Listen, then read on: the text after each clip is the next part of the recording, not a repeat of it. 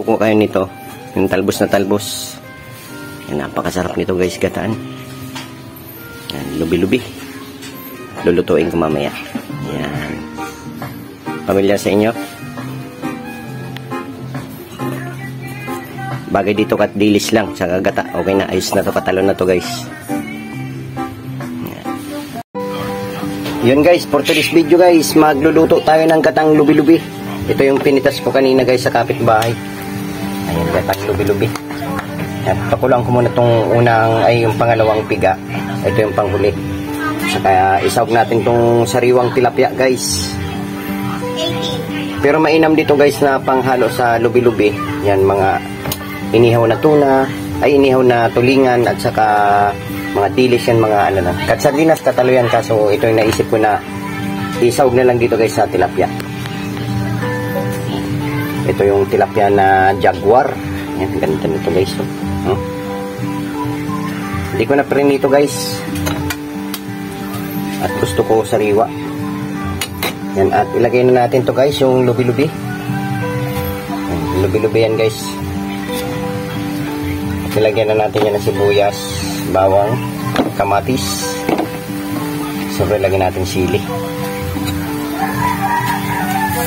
Kasi medyo matanda na itong lubi-lubi. Medyo na edad na.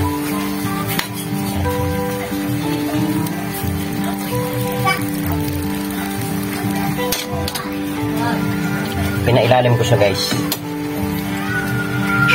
Patong na natin to guys, yung mga tilapia.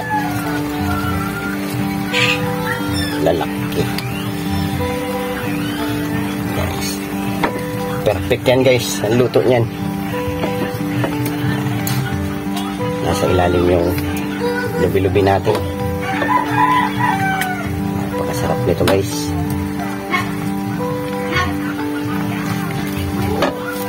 Pulo-puloan lang muna natin yan guys. Ito, lagay natin to guys, hindi na lang natin pisain kasi may mga tips tayo.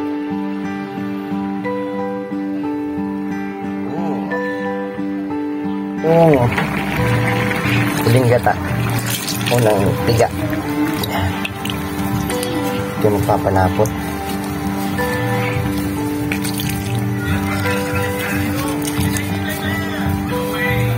Guys,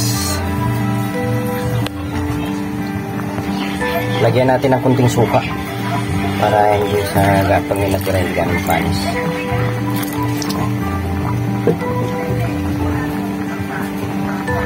Pag guys, pag ganyan nilagay nyo ng pinaka unang gata, huwag nyo nang tatakipan para malapot.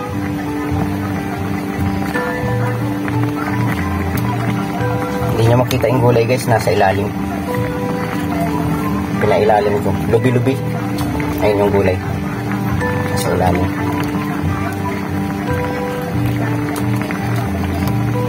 Pinapasok ko sa kanyang mga hasang yung mga gata. Medyo patutuyo-tuyuan natin ng konti para kumapit ng gusto yung gata.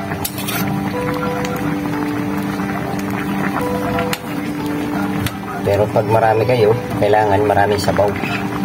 Pero ako, medyo papatuyo-tuyo ko ng konti guys. Tignan natin.